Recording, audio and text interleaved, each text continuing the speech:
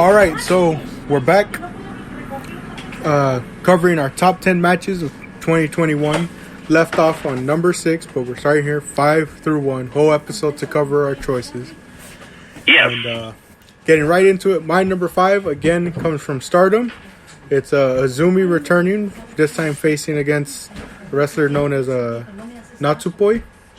And this match was for I forget what the belt is called, but it's like it's a sense almost their cruiserweight one. And correct me if I'm wrong, Jack. Is the first participant named in this match the same as the first participant named in your number 10? Yes.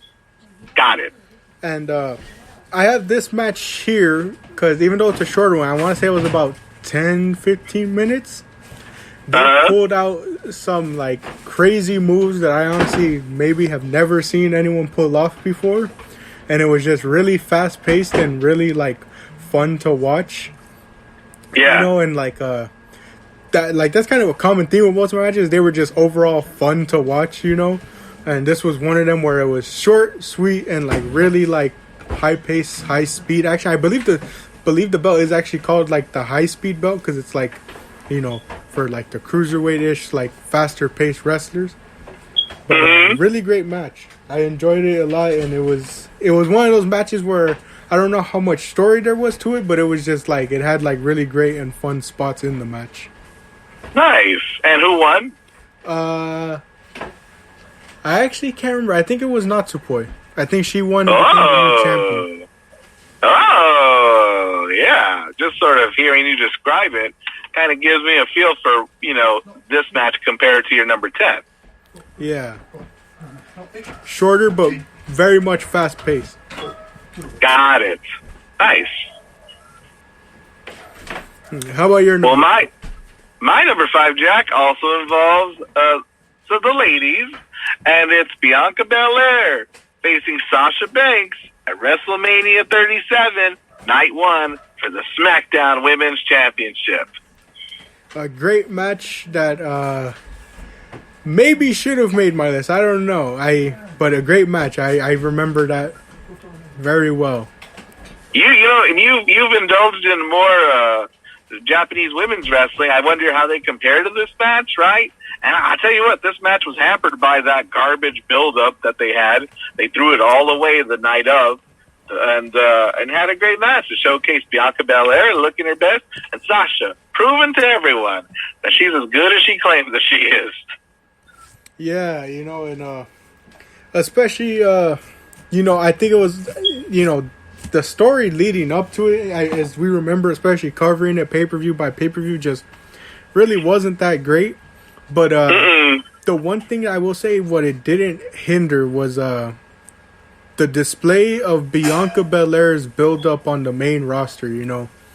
I saw somebody make the claim, if Io Shirai gets called up to the main roster, she should get the Bianca Belair treatment, which, you know, is a testament to how well they've done with Bianca Belair. Yeah. They've done so well, and that match was so good that in Survivor Series 8 months later, them two sharing the ring again got that whole crowd hyped up for it. Yeah, especially because, you know, it was supposed to happen at SummerSlam, all the stuff happened, yada, yada. You know, but, all right. But I say especially like a testament to it because, you know, it was one of my dad's gripes with, you know, the whole build-up was, you know, there was the parallel, you know, Rhea Ripley had just shown up on the roster, immediately into the title scene, immediately, you know, got that push, and you kind of see how it panned out in the end where fans kind of started to lose interest. She lost the title very quickly, you know, whereas Bianca Belair had that whole year of a build-up from the moment she debuted. Sure, she was off TV for a while, but then the draft happens. She's on SmackDown. She gets consistent feuds, consistent matches, consistent building to the point where everyone thought it was very realistic and very, you know, very basically a good decision for her to win that Women's Royal Rumble. And then even despite the lackluster build, she still gets, you know, that quality build-up of look at how much time in between to where the payoff now, you know, made a lot of sense in the eyes of the fans. I hope you have a fire extinguisher nearby, Jack, because I'm about to lay down a hot take. you were comparing Bianca Belair's rise to WrestleMania to Rhea Ripley's, and I heard you say that it was a bit awkward having them both happen simultaneously, right? A little redundancy. Bianca comes out smelling like roses, and Rhea is a bit of a cooled off, you know what I mean? It's coming off of her tag team championship reign with Nikki. And I can't help but think, Jack, what else could it have been to really put a damper on Rhea's rise to glory, if not the fact that all this started with Charlotte looking fair? Yeah. Goodness gracious, Jack, did it have anything to do with Charlotte Blood and Flair? And isn't it crazy how essentially that's 2 years in a row? 2020 saw her lose her NXT championship to Charlotte. And the only way Rhea can regain anything back is she's got to take and rip a leg off of Charlotte Flair. Just rip it right out of the socket. Jack, Charlotte Flair won't even let herself get pied in the face without ruining that. You know what I mean? Tony Storm supposedly pinned her, but did you see that pin? Go back and watch Tony Storm pin Charlotte Flair. At the 3 count, Charlotte sits straight up. It's not Hulk Hogan, I got my shoulder up, brother. You know what I mean? Charlotte sits straight up all of the Undertaker. So, spend a moment to pay your respects to Rhea Ripley's career, but all the meanwhile, shouting out Bianca Belair's exciting 2021, which celebrated a high point at WrestleMania 37 at my number 5 spot. Yeah, good match. Number 4, I have Shingo versus Tanahashi, and I believe it took place at Wrestle Grand Slam. Gosh, I didn't see it, Jack. Tell me about it. Was this for a title? No. I believe this was for the IWGP World Heavyweight title. Ah, yes, of course. Shingo had just won it, right? Yeah, and this was happening because Kota Ibushi got sick just a couple days before, and so they needed someone to fill in. Who better to fill in than the Ace? The Ace. Wow. That sounds amazing. Yeah, and it was a really great match. I really enjoyed it.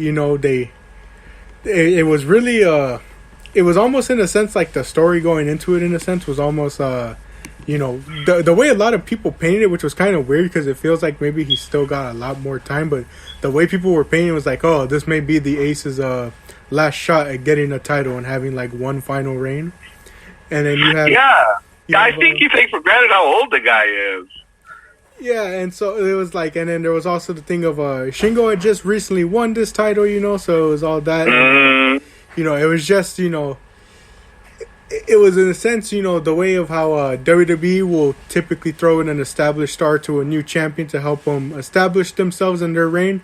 Doing a similar thing here with Shingo, great back and forth match, very hard hitting almost in a sense, especially a lot of the lariats that Shingo was laying in at times. Sure. And then at the end they set up Evil to challenge Shingo. And I remember watching that match, and it was good. It was funny at times, but that match again was littered with interference as per usual from an Evil match. But this one was really great, nonetheless. And I would say probably the best match I've seen from Shingo in his reign so far. In his reign. Well, you know what's coming up, Jack. So it's Shingo versus Okada night 1. I'm pulling for Shingo because that would mean Shingo versus Ospreay night 2. Yeah, I'm thinking that too. Really, if it's Okada Ospreay, that's great too. But Shingo versus Ospreay, they've done it before, which is why I'm excited they might do it again. How about your number 4? My number 4, we're staying in WWE. We're staying WrestleMania weekend, but we're looking at night 2 for the Universal Championship match pitting Roman Reigns, Edge, and Daniel Bryan, all coming back from life-threatening injuries and sicknesses to main event the grandest stage of them all in a classic. Yeah, I remember that match as well. Really great story going into it. Yeah, the story was Edge was like, "This is my destiny," and Roman going, "This is my destiny," and Brian, he's just a big spoil sport, isn't he? I love the meme where it's like Freddy versus Jason, the movie, versus Daniel Bryan. Or Kong versus Godzilla versus Bryan Danielson.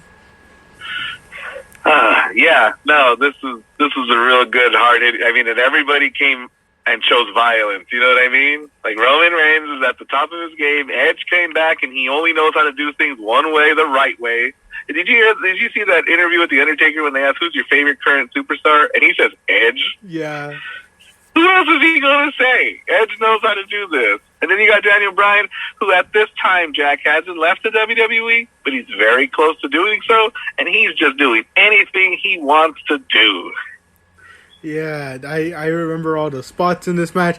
I remember, the whole, oh man, it's just since it's a triple threat, this is their way to have Uso interference without it being, disqualification. And what happens within the first 5 minutes? The Usos get taken out. Yeah. And, I think a lot of people, Jack, were wondering, is Edge going to win this because of all that nonsense about the anniversary of when he retired? Yeah. Is Bryan going to win this, Jack? Because WWE wanted to stay that bad. And he was the only one to make Roman tap as well back at, I want to say Fastlane. Yes. And then you get that whole thing, Jack. Whenever it's a triple threat, you got to do the math in your head. Who's taking the pin? And what does Roman do? Roman creates a new shirt design by pinning both men firmly on their shoulders. I don't care what you say. He stacked them so that the Edge is on top of Bryan's shoulders are on the mat. Yeah, I remember that. Stack them and jack them. I forget what the thing was. Yeah. Great match. I remember that one. Great match. Danielson's last hurrah, at least on a pay-per-view before leaving for AEW. And going back to our main point in the last episode, he took a very lengthy, and not obviously long, but in wrestling terms, lengthy break before making his appearance elsewhere. As I hope they all do, I know they want to strike while the iron's hot, but I say, man, take a break. Get some rest. And take a page out of CM Punk's book. We're waiting. All right, my number 3 pick. Here we go, top 3. This is where I prove to the masses that we are not on the payroll of any company, specifically AEW. Yeah. Surprisingly, even though my whole theme, going into this, how I said, it's going to be very much more diverse than whatever was watched in 2020, my top 3 consist of all WWE. Wow! And my top 3 almost saddens me because my 3 and 1 are testaments to, obviously it's not terrible, it's not, the worst thing, but it's very much different than what I was used to. But it's a testament to the times changing. My number 3 comes from NXT TakeOver Stand and Deliver again. This is the 3rd match from that show. Walter versus Ciampa for the NXT UK title. Okay. Wow. Yeah. No, that was on my draft for sure. That was a good match for sure. Goodness gracious. And when you say that, I'm already doing the math of what's your 1 and 2. I can think of one of them for sure. Yeah, but this match, man, I just remember when it was announced, I just remember it was like, man, that's not a match. Again, going back to the Ishii Moose match, I was like, this is not a match I ever would have thought would happen, would ever have thought how it would come into play. And it came into play because him and Thatcher were facing off against Imperium. And that's right. I'll just never forget. It was an episode of NXT that I wish the Full Sail crowd was there for. And it's they just finished up beating Imperium, and then the whole arena goes black, and the spotlight shines, and you can see the big X in the back, and Walter's silhouette just standing there. And I just remember that, and the build-up was pretty nice. You knew going into it, even despite his injury history, that it was going to be a brutal affair between the two. very hard hitting, and my goodness, again, typical like Walter matches. It went pretty long. There was a ton of chops. It did, and you know what I'm thinking is it the Ciampa match where he's fighting hurt because Ciampa targeted his chopping hand. Yeah. So he's doing so much with he's doing so many kicks. He's doing so much with his left hand. You know what I mean? Yeah. Like it looks awkward, but it still looks painful, and he's nursing that right hand all the way up to the end. Yeah, and if I remember correctly, oh yes, the way the match ends, it's very, I want to say, who am I thinking of? I think it was Jonathan Gresham when he was the ROH Pure Champion, where he was ending every match he had like in a different way. Yeah. And like similar, Walter doesn't do it every match, but his matches always end differently, so that even though he has his finishing moves, his signature moves, you never know which one's going to be the finishing move. And this time, his finishing move was a single chop to Tommaso Ciampa to end the match. Yep, and made all the more impactful by how often he didn't hit it. He kept swinging for it, and Ciampa kept ducking, or he'd avoid it. And the one time he couldn't was his downfall. Yeah, great match. Goodness. And it's just a reminder to me, even though I do enjoy a lot of the different things, not all of it, but some of the stuff that's happening on 2.0, it's just a reminder of the black and gold era. Yeah, I get you. Even though, And I'm not watching, but I feel like Ciampa still has that grizzled old man in him that, is still willing to put the hurt on these guys. And we saw that at War Games. You know what I mean? Yeah. Might be brighter and more colorful, but he's still gonna hurt these guys. Make them pay their dues. Well, my number 3, Jack, is an ode to you, because I thought I've got to have a tag team match on this list, but I'm going to pick the best tag team match of the year. And can you guess what I called the best tag team match of the year and put it at number 3? It was a better match, Jack, than the Universal Championship match at WrestleMania. It was a better match, Jack, than the main event of Wrestle Kingdom Night 2, I would say. It is a tough one to think, because if I'm being honest, I want to say it's almost been a down year for tag team wrestling. You shouted out the triple threat, which was great. But here we go, Jack. I gave it to the Lucha Brothers versus the Young Bucks at All Out in a cage for the AEW Tag Team Championships. Because for the Spot Fest that I called it in our review, I remember so many of them. You know what I mean? It was memorable, Jack. It was so good. The entrances were so good. And, right now, the Young Bucks are playing, they're playing very dangerously close to just being too much, but this is just the right use of too much. The nails on the bottom of the shoe. You know what I mean? I mean, the thumbtacks. But even what's his name? Cutler, when he throws the bag into the cage and he perfectly throws it, it was, you know what I mean? And Ray Phoenix and everything that he does, the fact that the Lucha Bros win, their bloody messes, and he hugs his family and he makes them bloody because he's bloody. How can I deny it, Jack? How can I ignore the efforts of those men that night in September? Yeah, I remember that match. I think a lot of people may think we didn't like it because of our opinions, and especially mine saying, hey, maybe implement some more storytelling into it, or increase the storytelling that they tried to do in the match. And think about the Young Bucks in Full Gear, right? That street fight that they had with the Jurassic Express. You're like, why did they be a street fight? Beats me. Here, in this case, why is it a cage? Because they've already had a ladder match with these guys. Yeah.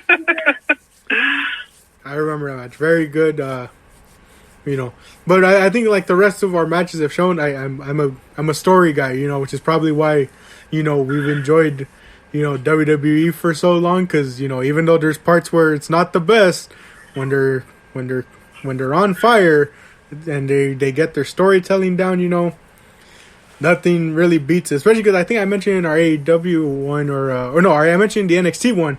The one thing they always got is the video packages. They always do those really well, you know. And you know, you said you're number 3. You know, how could you not show appreciation to these men? My number 2 pick. Many people might think that their match from Crown Jewel with the stipulation it had, you know, bringing that stipulation back to its origins of, hey, this stipulation, the Hell in a Cell, is used for feud enders to finish off stories that have built to this point, is better. But me personally, Seth Rollins versus Edge at SummerSlam is my number 2 pick because of just how great of a wrestling match it was between the two men, how it built to that point. It is definitely, for a lot of people, it was a dream match, you know. And I just like the way that they perfectly built to it. Like even though I wasn't catching the episodes, the highlights I was watching, each episode they built to it perfectly to get to this point. And that entrance from Edge where he does the mix of the Brood and his own entrance was just really cool as well to see that night. Got it. So you put this match at SummerSlam over their Hell in the Cell match at Crown Jewel. Yeah, I've seen a ton of people prefer that one, but I don't know what it is. I prefer this one more. Wow, okay. I got you. This was definitely a night. I let you down. I didn't watch the show. But yeah, I remember everything you told me about this match. And I've certainly seen the clips of the Brood entrance. Yeah, a really great match, you know, especially, you know, the story being told where, you know, Edge is mad at Rollins for, I believe Rollins was the one that interfered at Money in the Bank. Mm-hmm. And so, you know, there's that feud there. And then, you know, this goes all the way back to 2014.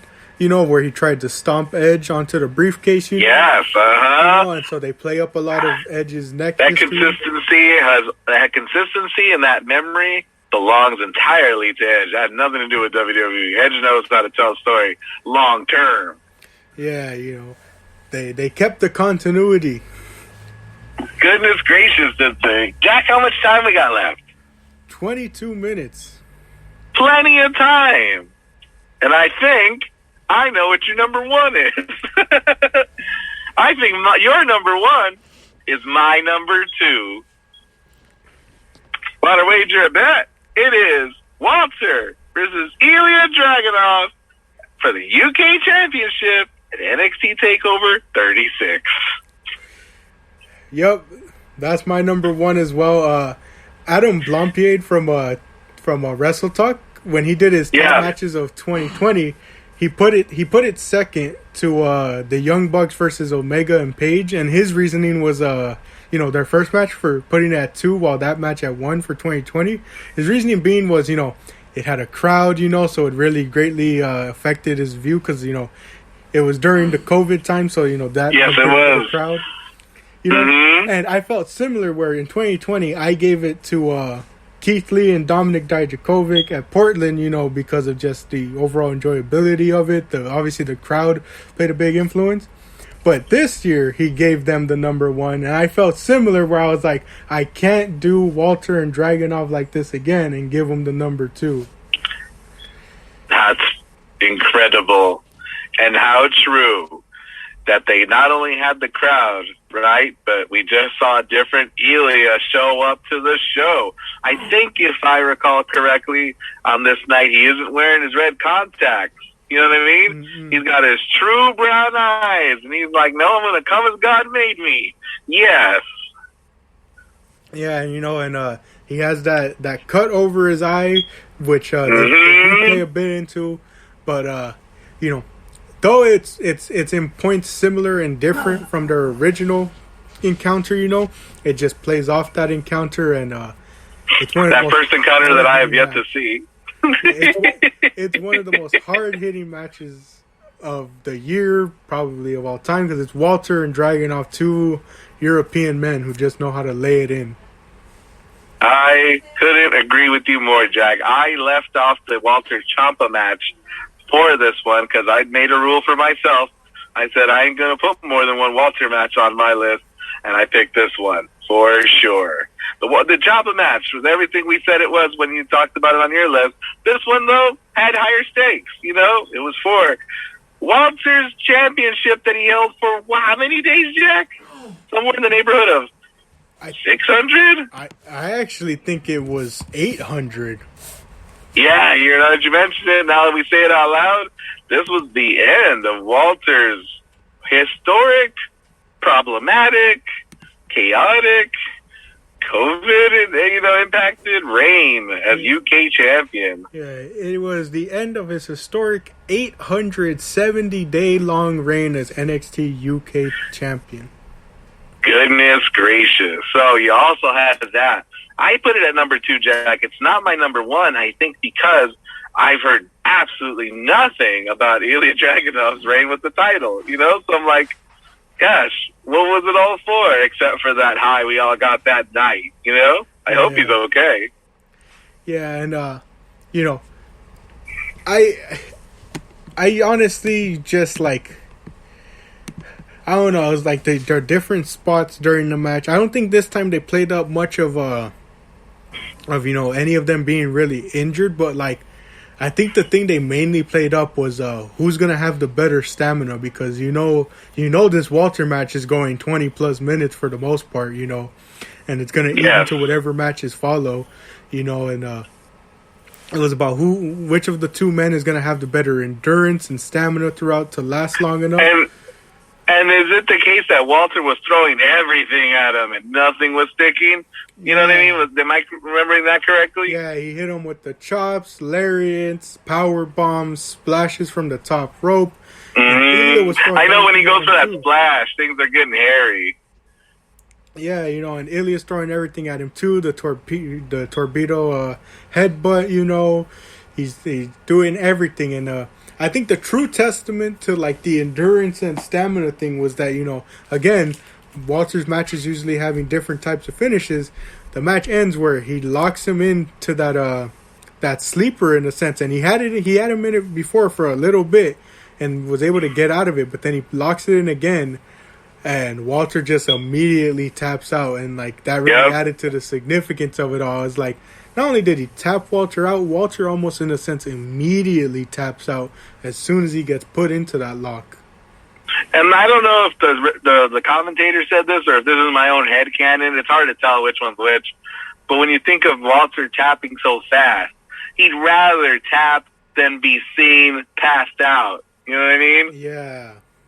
Because you know what he does as soon as he loses the match and the match bell rings? Do you remember what Walter does immediately after the bell rings? I don't. He covers his face with his hands as if he's so ashamed of the match ending. So, like, that quick tap assures himself, at least, that he's not going to pass out and look even worse for the loss. Yeah, and again, this is probably my own headcanon, but I just remember this now you bring that up. It also may have something to do with the fact that in the first match, Walter wins by putting a sleeper on Dragunov, and Dragunov passes out instead of tapping. This time they played it up, but it's in reverse where, you could say in Walter's own head, he probably had that playing in his mind and was like, I don't want to go out that way. Right. I don't want my body to fail me. Like, his mind is stronger than his body. Yeah. Oh, that's good storytelling. Yeah, that's good. Storytelling, building, showing I hope continuity. Walter doesn't go to the main roster. I hope he travels the world. I want him to face it. I want him to, like, rip the forbidden door off its hinges and beat everyone with it. That would be a sight to see, some of the matches Walter could have. So, we talked about my number 2, which was your number 1, which leaves me with the number 1. Am I correct? Yes. Have you deduced what it is? I'm trying to think. And if I remember correctly, in the last episode, you said you had the Suzuki-Danielson match somewhere else on your list. And we haven't talked about it yet. Yeah. My number 1 match of 2021 happened on YouTube for AEW Rampage Kickoff is Minoru Suzuki versus Bryan Danielson. Jack, I drove home faster to get to that match. And it delivered. Yeah, I can't remember what time it started, but I just remember sitting there. It started at 6. Yeah, I remember sitting there and going, okay, I have a class at 3 that ends at 4, and then I may have some work to do after. I am finishing it all in time so that I don't miss a second of this match. I didn't want to miss a second. There isn't very many shows or matches that get me up and moving like that. I had AEW Rampage on my phone, so I was watching the Lee Moriarty match, the first one, in my car as I drove to my apartment. Yeah, I knew it was going to be special, and I knew if they were going to do it right, I wanted to see it with my own eyes. I didn't want to hear about it, didn't want it recapped, I didn't want it spoiled. And it was good, and it was real good. I saw Suzuki this year wrestle Chris Dickinson. I saw him wrestle... let's see, who else did he wrestle? Oh, Jonathan Gresham. Who else did I see him wrestle? Saw him wrestle.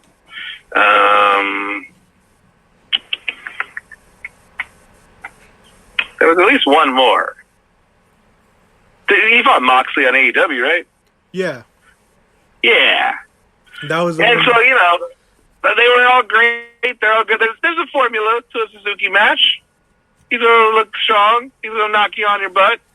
But I chose this one because of just all of the evidence on Danielson's chest of his, of the attacks. Danielson being challenged like he has never been challenged in a long time, right? They're as strong as Roman Reigns is and Edge is. They just fight a certain style. And Suzuki says, I don't even know how to say that style in my language. Boom. Yeah, and like thinking about it, it was like, I think you mentioned one thing I think people always need to realize factors into our choices is,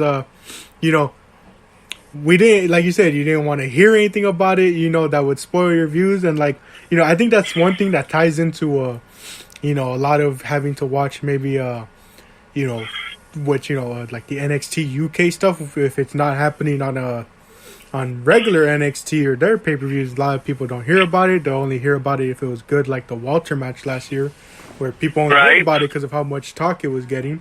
Or the Japan type matches, whether it's from Stardom, New Japan, whatever, where they're showing at like their time's normal, but our time is like near midnight or even like after, and it's like it's a struggle to watch that stuff, but then you have to make sure you don't get spoiled if you want the true experience, I've got my plan, Jack. Wrestle Kingdom 16, night 1 and night 2, January 4th and 5th. January 4th, called out. I told them, they said, Mr. Sleece, what days are you going to take off this winter break? January 4th, January 5th. So I'll be up all night and sleeping all day, and it's going to be real good. I wish I could do the same. I sadly have to go. I've gotten so used to that first week of January, never having to go to school all those years, that like it sucks. I don't even think I did it last year. I think like because of the way things were. I was in school last year too. I remember it. This year it sucks a bit more. I'm gonna have to go to school on my birthday.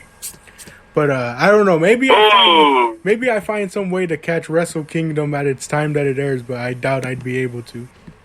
When's your birthday, Jack? January 7th. Luckily, it's on a Friday though, so won't be too bad. That's good. Hey, January 8th, you got that Wrestle Kingdom Night 3 versus Noah to look forward to. That is true. I remember that, but the whole thing is like especially like the Japan matches, it's tough because you usually see them post about it right after the matches happen, so it's like it's tough to immerse yourself into it, which is why the Suzuki match and Danielson was like, I know people are gonna immediately be posting about this the moment it ends, so I gotta watch it right then and there. And I think, considering, like, Bryan Danielson was on track to, like, challenge somebody for something, right? And Minoru Suzuki's on track to just go back home after this lengthy stay in the United States. Something about this match was telegraphing to us all, this is once in a lifetime like no other. You know what I mean? Like, the Walter Ilya match was the second, right? Bianca Belair and Sasha Banks are going to cross paths again. But something about this match, I knew from the get-go it was going to happen once. Yeah, I get you. We'll see if down the line it happens again. But, God, nobody in March was going to say with any certainty that this match was going to happen at all. And look at us in October. Goodness gracious. Yeah. Great match. A ton of great matches this year. And even more to look forward to into 2020 where, you know, if things get better, you know, restrictions loosen up. See a couple of names pop up later in the year in the G1. See more doors broken down between companies. More dream matches to happen. More WWE superstars letting their contract run out because they see the grass is greener on the other side of the fence. Yeah. Hopefully more Walter matches, which, again, going back to your point of people taking breaks, we haven't seen Walter since his match at TakeOver 36, you know? So hopefully more Walter matches to happen, even though I will say, despite having 2 Walter matches in my top 10, none will ever surpass just the thought of what we missed out on both in, we definitely missed out on it last year, and it didn't at all happen this year with any teases, but I always bring it up to you because it was a match we were so excited for. We never got Walter versus Finn Balor.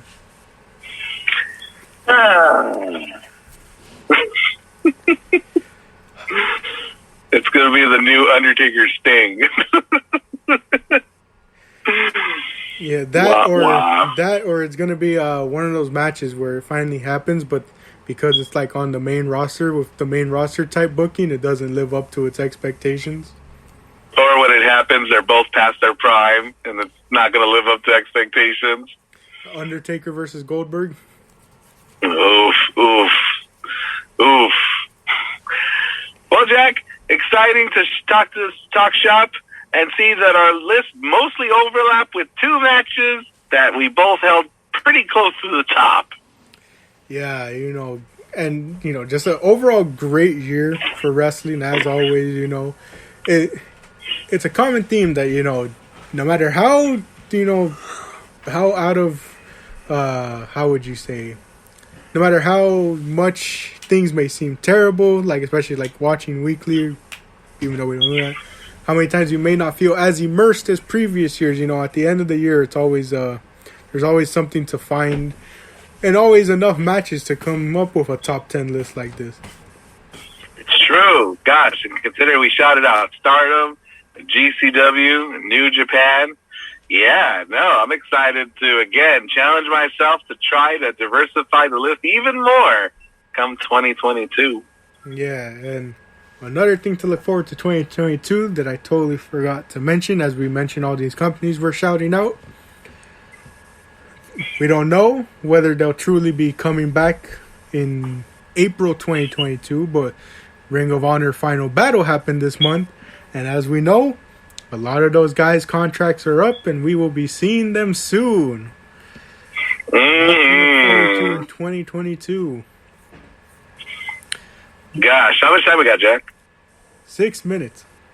Can I tell you about a match with Brody King, former Ring of Honor talent? Yeah. At the Nemesis show, and I think you can watch it. I think Nemesis is on New Japan World.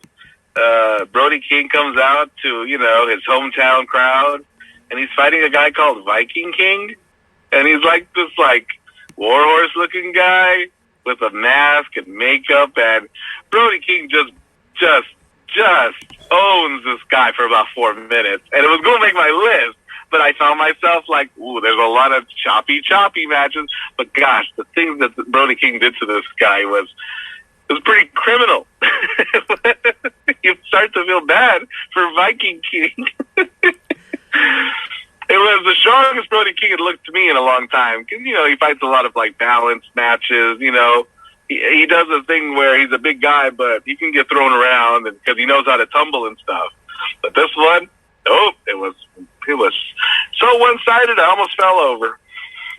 Yeah, and you know, speaking of a lot to look forward, it's probably not going to happen in 2022. It could happen as early as tomorrow, seeing as how Malachi Black has a match tomorrow on AEW Dynamite.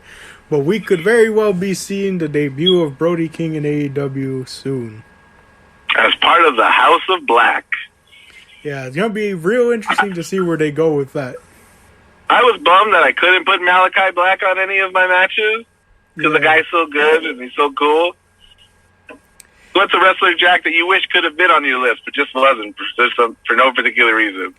Malachi Black is definitely one, and you know the struggle there being is, hey, they didn't have him on TV for like those first few months, and then they released him so he wasn't on TV for a couple more. Though, if we were doing top 10 moments that happened in 2021, his debut would definitely be up there because it was one of the most shocking ones.